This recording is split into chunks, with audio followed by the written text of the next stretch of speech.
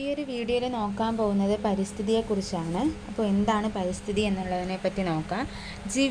ജീവീയ അജീവീയ ഘടകങ്ങളുടെയും മനുഷ്യജീവിതത്തിനുള്ള അവയുടെ സ്വാധീനങ്ങളുടെയും ആകത്തുകയാണ് പരിസ്ഥിതി എന്ന് പറയുന്നത്. അപ്പോൾ ജീവിയോ അജീവിയോ ഘടകവും അതുപോലെ മനുഷ്യജീവിതത്തിൽ അവയുടെ സ്വാധീനവും വരുന്നതിൻ്റെ ആകത്തുകയെ നമുക്ക് എന്തെന്ന് വിളിക്കാം? പരിസ്ഥിതി എന്ന് വിളിക്കാം. പരിസ്ഥിതിയെക്കുറിച്ചുള്ള പഠനമാണ് പരിസ്ഥിതി ശാസ്ത്രം അഥവാ എക്കോളജി. മറന്നു പോകരുത്, എക്കോളജി.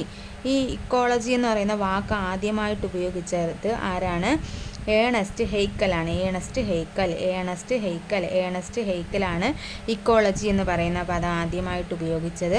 വാസസ്ഥലം എന്നർത്ഥം വരുന്ന ഓയിക്കോസ് എന്നാണ്. വാസസ്ഥലം എന്നർത്ഥം വരുന്ന ഓയിക്കോസ് എന്ന ഗ്രീക്ക് പദം. ഏത് പദമാണ്? ഗ്രീക്ക് പദം. ഓയിക്കോസ് എന്ന ഗ്രീക്ക് പദത്തിൽ നിന്നാണ് ഇക്കോളജി എന്ന വാക്ക് ഉരുത്തിരിഞ്ഞത്. ഓക്കെ, നമുക്കറിയാം പരിസ്ഥിതി ദിനം എന്നാണ്? ജൂൺ 5 2021 പരിസ്ഥിതി ദിന സന്ദേശം എന്താണ്? എക്കോ സിസ്റ്റം റീസ്റ്റോറേഷൻ എന്നാണ്. എക്കോളജിയുടെ പഴയ പേരെന്താ? ബയോണോമിക്സ് എന്നാണ്. ബയോണോമിക്സ് എന്നാണ്. ഇനി പരിസ്ഥിതി പുരസ്കാരങ്ങൾ, പരിസ്ഥിതിക്ക് വേണ്ടി കൊടുക്കുന്ന പ്രധാനപ്പെട്ട പുരസ്കാരങ്ങൾ പഠിച്ചു വെക്കണം. ഏതൊക്കെ നോക്കാം. മോദിനി പുരസ്കാരം. എന്താണ് മോദിനി പുരസ്കാരം? ഇന്ദിര പ്രിയദർശിനി വൃക്ഷമിത്ര അവാർഡ്. എന്താണ്? Indira Priyadarshini Vrikshamitra award. Champions of earth. അടുത്ത എന്താണ്? Champions of earth. Young champions of earth. Seed awards. എന്താണ്? Seed awards. ഓക്കെ, അടുത്ത സസാക്കാവ പ്രൈസ്. അതും പരിസ്ഥിതിക്ക് വേണ്ടി കൊടുക്കുന്ന പുരസ്കാരമാണ്. അടുത്ത് റാംഡിയോ മിശ്രയെ കുറിച്ച് നോക്കാം. ഇന്ത്യൻ പരിസ്ഥിതി ശാസ്ത്രത്തിൻ്റെ പിതാവാണ് ആര്? ഈ റാംഡിയോ മിശ്ര ആരാണ്? ഇന്ത്യൻ പരിസ്ഥിതി ശാസ്ത്രത്തിൻ്റെ പിതാവാണ്. പരിസ്ഥിതി ശാസ്ത്രത്തിനുള്ള സഞ്ജയ് ഗാന്ധി അവാർഡ് ആർക്ക് ലഭിച്ചിട്ടുണ്ട്? ഈ റാംഡിയോ മിശ്രയ്ക്ക് കിട്ടിയിട്ടുണ്ട്. അതായത് പരിസ്ഥിതി ശാസ്ത്രത്തിനുള്ള സഞ്ജയ് ഗാന്ധി അവാർഡ് ആർക്ക് ലഭിച്ചിട്ടുണ്ട്? റാംഡിയോ മിശ്രയ്ക്ക് കിട്ടിയിട്ടുണ്ട്. ഇന്ത്യൻ മാനുവൽ ഓഫ്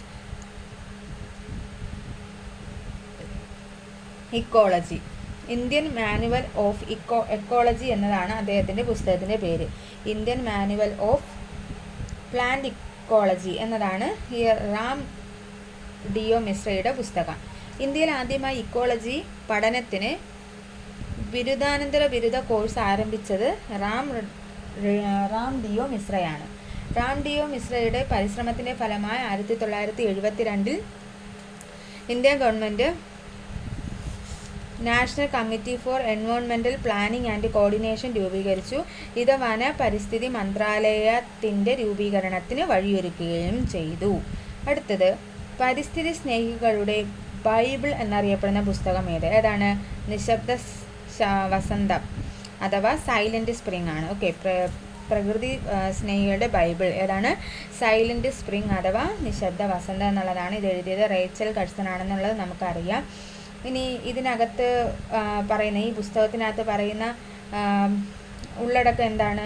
പരിസ്ഥിതിയിൽ DDT പോലുള്ള കീടനാശിനികളുടെ പ്രത്യാഘാതങ്ങളെക്കുറിച്ചാണ് പ്രതിപാദിക്കുന്നത്. പരിസ്ഥിതിയിൽ DDT പോലുള്ള കീടനാശിനികളുടെ പ്രത്യാഘാതത്തെക്കുറിച്ചാണ് പ്രതിപാദിക്കുന്നത്. 1972 അമേരിക്കയിലെ DDT നിരോധിക്കാൻ കാരണമായ പുസ്തകം ഏതാണ്? സൈലന്റ് സ്പ്രിംഗ് ആണ്. 1972 അമേരിക്കയിൽ DDT നിരോധിക്കാൻ കാരണമായ പുസ്തകം ഏതാണ്? ഈ പറയുന്ന സൈലന്റ് സ്പ്രിംഗ് ആണ്. ഓക്കെ, ഇനി ഇതുമായി ബന്ധപ്പെട്ട് നമുക്ക് നോക്കേണ്ട കാര്യങ്ങളാണ് നോക്കുന്നത്. പരിസ്ഥിതി ശാസ്ത്രത്തിൻ്റെ പിതാവ് ആരാണ്? അലക്സാണ്ടർ വോൺ ഹംബോൾട്ട് ആണ്. അലക്സാണ്ടർ വോൺ ഹംബോൾട്ട് ആണ് പരിസ്ഥിതി ശാസ്ത്രത്തിൻ്റെ പിതാവ്. ആധുനിക പരിസ്ഥിതി ശാസ്ത്രത്തിൻ്റെ പിതാവ് ആരാണ്? യൂജിൻ പി ഓംഡ. ആധുനിക പരിസ്ഥിതി ശാസ്ത്രത്തിൻ്റെ പിതാവ് ആരാണ്? യൂജിൻ പി ഓണ്ടം. ആധുനിക പരിസ്ഥിതി ശാസ്ത്രത്തിൻ്റെ പിതാവ് ആരാണ്?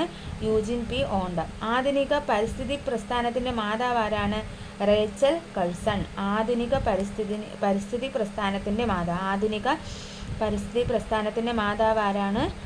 റേച്ചൽ കഴ്സനാണ്. ഇന്ത്യൻ പാലിയോ ബോട്ടണിയുടെ പിതാവ് ആരാണ്? ബീർബൽ സാഹ്നിയാണ്. ഇന്ത്യൻ പാലിയോ ബോട്ടണിയുടെ പിതാവ് ബീർബൽ സാഹ്നിയാണ്. ജൈവ വൈവിധ്യം എന്ന പദം ആദ്യമായി ഉപയോഗിച്ചത് ബയോഡൈവേഴ്സിറ്റി അഥവാ ജൈവ വൈവിധ്യം എന്ന പദം ആദ്യമായിട്ട് ഉപയോഗിച്ചത് വാൾട്ടർ ജി റോസനാണ് ആദ്യമായിട്ട് ഉപയോഗിച്ചത്. ഇനി ഫണ്ടമെൻ്റൽസ് ഓഫ് എക്കോളജി എന്ന പുസ്തകം എഴുതിയത് ആരാണ്? യൂജിൻ പി ഓഡമാണ് ഫണ്ടമെൻ്റൽസ് ഓഫ് ഇക്കോളജി എന്ന പുസ്തകം എഴുതിയത്. മനുഷ്യനിർമ്മിതമായ കാലാവസ്ഥാ വ്യതിയാനത്തെക്കുറിച്ച് ആദ്യമായി പഠനം നടത്തിയത് ആരാണ്? Alexander von ഹംബോൾട്ടാണ്. മനുഷ്യനിർമ്മിതമായ കാലാവസ്ഥാ വ്യതിയാനത്തെക്കുറിച്ച് ആദ്യമായി പഠനം നടത്തിയത് ആരാണ്? Alexander von ഹംബോൾട്ടാണ്.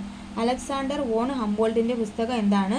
Cosmos a sketch of physical description of universe. Alexander von ഹംബോൾട്ടിൻ്റെ പുസ്തകത്തിൻ്റെ പേരെന്താണ്? Cosmos a sketch of the physical description of universe എന്നുള്ളതാണ്. ഇനി അലക്സാണ്ടർ വോൺ ഹംബോൾട്ട് എക്കോളജിയെ ഏത് പേരിലാണ് പഠനം നടത്തിയത്? ബയോജോഗ്രഫി. അലക്സാണ്ടർ വോൺ ഹംബോൾട്ട് എക്കോളജിയെ ഏത് പേരിലാണ് പഠനം നടത്തിയത്? ബയോജോഗ്രഫി എന്ന പേരിലാണ്. ഇനി എന്താണ് ജൈവമണ്ഡലം? ഭൂമിയിലെ എല്ലാ ജീവജാലങ്ങളും ഉൾപ്പെടുന്നതാണ് ജൈവമണ്ഡലം. ശിലാമണ്ഡലം, ജലമണ്ഡലം, വായുമണ്ഡലം എന്നീ 3 മണ്ഡലങ്ങളും പരസ്പര പ്രവർത്തനങ്ങളുടെ ഫലമായാണ് ജൈവ മണ്ഡലം നിലനിൽക്കുന്നത്. ശിലാമണ്ഡലം, ജലമണ്ഡലം, വായുമണ്ഡലം. ഇനി ജീവമണ്ഡലം. ഭൂമിയിൽ ജീവൻ കാണപ്പെടുന്നതാണ് ബയോസ്ഫിയർ. ജീവമണ്ഡലം ഭൗമോപരിതലത്തിലും അന്തരീക്ഷത്തിലും സമുദ്രത്തിനടിയിലൂടെ വ്യാപിച്ചു കിടക്കുന്നു. ജീവലോകത്തിൻ്റെ പ്രാഥമിക ഊർജ സ്രോതസ് സൂര്യനാണ്. ഇനി എന്താണ് ആവാസ വ്യവസ്ഥ? ജീവമണ്ഡലത്തിൻ്റെ അടിസ്ഥാന ഘടകമാണ് എക്കോസിസ്റ്റം അഥവാ ആവാസ വ്യവസ്ഥ. ഇക്കോസിസ്റ്റം എന്ന പദം ആദ്യമായിട്ട് ഉപയോഗിച്ചത് ആരാണ്? ആർതർ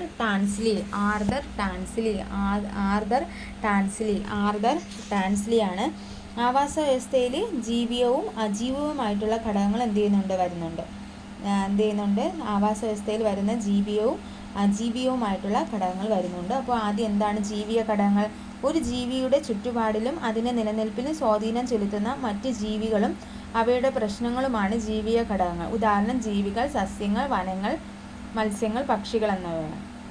ആവാസ വ്യവസ്ഥയിലെ ഉൽപ്പാദകരെ അറിയപ്പെടുന്ന പേരെന്താണ്? സ്വപോഷികൾ. ആവാസ വ്യവസ്ഥയിലെ സ്വപോഷികൾ ആരാണ്? ഹരിത സസ്യങ്ങളാണ്. ആഹാര വ്യവസ്ഥയിലെ സ്വപോഷികൾ ആരാണ്? ഹരിത സസ്യങ്ങളാണ്. ആഹാര നിർമ്മിതിക്ക് സൗരോർജം ഉപയോഗിക്കുന്ന സ്വപോഷികളാണ് എന്ത്? പ്രകാശപോഷികൾ. ആഹാര നിർമ്മിതിക്ക് സൗരോർജം ഉപയോഗിക്കുന്ന സ്വപോഷികളാണ് പ്രകാശപോഷികൾ. സ്വന്തമായി ആഹാരം നിർമ്മിക്കാൻ കഴിവില്ലാത്തതും ആഹാരത്തിനായി നേരിട്ടോ അല്ലാതെയോ സ്വപോഷികളെ ആശ്രയിക്കുന്നതുമായ ജീവികളാണ് പരപോഷികൾ. സ്വന്തമായി ആഹാരം നിർമ്മിക്കാൻ കഴിവില്ലാത്തതും ആഹാരത്തിനായി നേരിട്ടോ അല്ലാതെയോ സ്വപോഷികളെ ആശ്രയിക്കുന്നതുമായ ജീവികളാണ് പരപോഷികൾ. ആഹാരത്തിനായി സ്വപോഷികൾ ഉൽപ്പാദിപ്പിക്കുന്ന ആഹാരത്തെ ആശ്രയിക്കുന്ന ജീവികളാണ് ഉപഭോക്താക്കൾ. ആഹാരത്തിനായി സ്വപോഷികൾ ഉൽപ്പാദിപ്പിക്കുന്ന ആഹാരത്തെ ആശ്രയിക്കുന്ന ജീവികളാണ് ഉപഭോക്താക്കൾ.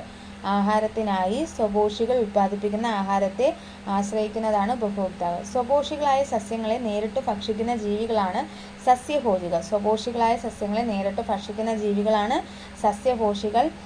സസ്യഭോജികൾ. ജന്തുക്കളെ ഭക്ഷിക്കുന്നവർ മാംസഭോജികൾ. രാസോർജം ഉപയോഗിച്ച് ആഹാര നിർമ്മാണം നടത്തുന്നത് രാസപോഷികൾ. Example sulphur oxidising bacteria.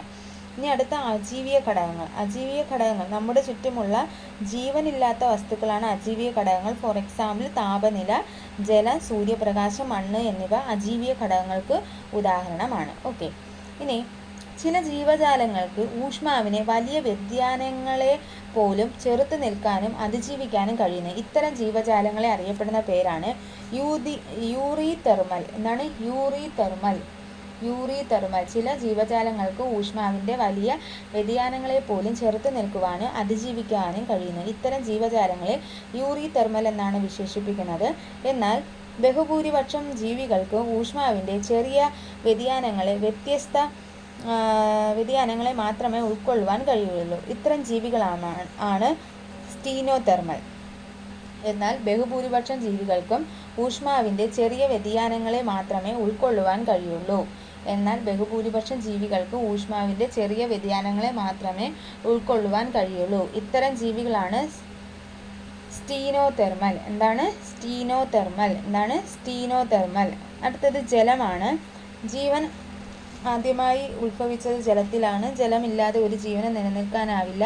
ജലത്തിൻ്റെ ഗുണമോ ജലജീവികളെ സ്വാധീനിക്കാറുണ്ട്. ജലത്തിൻ്റെ ലവണത്തിൻ്റെ അളവ് എത്ര ഭാഗം എന്ന രീതിയിലാണ് ലവണാംശം. ഉൾനാടൻ ജലാശയങ്ങളിൽ 5-ൽ കുറവായിരിക്കും. ഇത് കടൽ ജലത്തിന് 30 മുതൽ 35 വരെ, ലവണാധിക്യമുള്ള ചില അറകളിൽ 100-ന് മുകളിലും ആയിരിക്കും. ലവണത്തിൻ്റെ വലിയ വ്യതിയാനങ്ങളെ അതിജീവിക്കാൻ കഴിയുന്ന ജീവികളാണ് യൂറിഹ ലൈൻ. ലവണത്തിൻ്റെ വലിയ വ്യതിയാനങ്ങളെ അതിജീവിക്കാൻ കഴിയുന്ന ജീവികളാണ് യൂറിഹ ലൈൻ. ലവണത്തിൻ്റെ കുറഞ്ഞ വ്യതിയാനങ്ങളെ അതിജീവിക്കാൻ കഴിയുന്നതാണ് സ്റ്റീനോഹ ലൈൻ.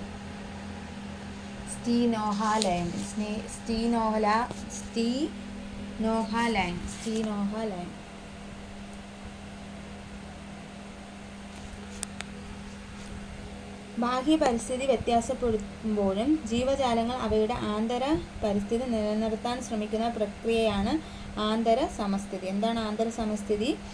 ബാഹ്യ പരിസ്ഥിതി വ്യത്യാസപ്പെടുമ്പോഴും ജീവജാലങ്ങൾ അവയുടെ ആന്തര പരിസ്ഥിതി നിലനിർത്താൻ ശ്രമിക്കുന്ന പ്രക്രിയയാണ് ആന്തര സമസ്ഥിതി അഥവാ ഹോമിയോസ്റ്റാസിസ് എന്ന് പറയുന്നത്. ഹോമിയോസ്റ്റാസിസ് എന്ന് പറയുന്നത്. മറ്റ് ജീവജാലങ്ങൾ ഈ അവസ്ഥയെ തരണം ചെയ്യുന്നുണ്ട്. അതിൽ റെഗുലേറ്റ്. എന്താണ് റെഗുലേറ്റ്?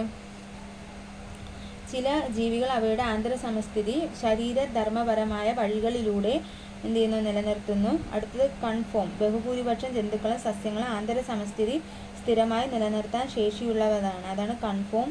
ദേശാടനം. ഒരു പ്രദേശത്ത് പ്രതികൂല സാഹചര്യം ഉണ്ടാകുമ്പോൾ അനുകൂലമായ മറ്റിടത്തേക്ക് ജീവികൾ താൽക്കാലികമായി മാറുകയും പ്രതികൂല സാഹചര്യം മാറുമ്പോൾ അവിടേക്ക് തിരിച്ചെത്തുകയും ചെയ്യുന്നു. അതാണ് ദേശാടനം. ഇനി എന്താണ് സസ്പെൻഡ്?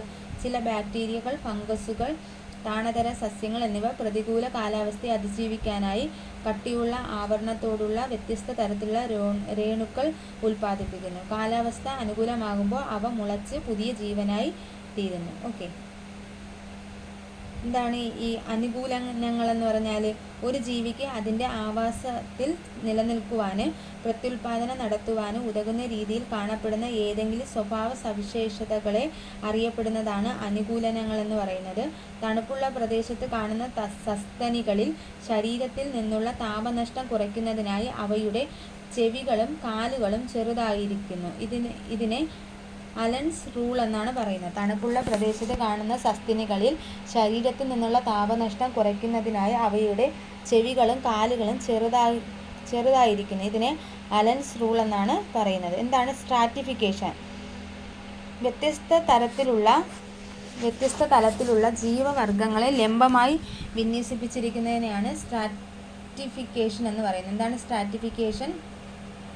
വ്യത്യസ്ത തരത്തിലുള്ള ജീവവർഗങ്ങളെ ലംബമായി വിന്യസിപ്പിച്ചിരിക്കുന്നതിനെയാണ് സ്ട്രാറ്റിഫിക്കേഷൻ എന്ന് പറയുന്നത്. ഓക്കെ. അടുത്തത് പ്രൊഡക്ടിവിറ്റി. ഏതൊരു ആവാസ വ്യവസ്ഥയും നിലനിൽക്കുന്നതിന് പ്രധാനമായും വേണ്ടത് സൗരോർജ്ജത്തിൻ്റെ നിരന്തര ലഭ്യതയാണ്. എന്താണ് ഉൽപ്പാദനക്ഷമത? ജൈവപിണ്ഡ ഉൽപ്പാദിപ്പിക്കുന്ന നിരക്കാണ് ഉൽപ്പാദനക്ഷമത എന്ന് പറയുന്നത്. ഉൽപ്പാദനക്ഷമതയെ രണ്ടായിട്ട് തരംതിരിക്കാം. മൊത്തത്തിലുള്ള പ്രാഥമിക ഉൽപ്പാദനക്ഷമത എന്ന് ഫലത്തിലുള്ള പ്രാഥമിക ഉൽപ്പാദനക്ഷമത എന്ന് രണ്ടായിട്ട് തിരിക്കാം. മൊത്തത്തിലുള്ള പ്രാഥമിക ഉൽപ്പാദനക്ഷമത എന്നാൽ ഒരു ആവാസ വ്യവസ്ഥയിൽ പ്രകാശ സംശ്ലേഷണത്തിലൂടെ ലഭിക്കുന്ന ജൈവവസ്തുവിൻ്റെ നിരക്കാണ്. ഫലത്തിലുള്ള പ്രാഥമിക ഉൽപ്പാദനക്ഷമത എന്നാൽ മൊത്തത്തിലുള്ള പ്രാഥമിക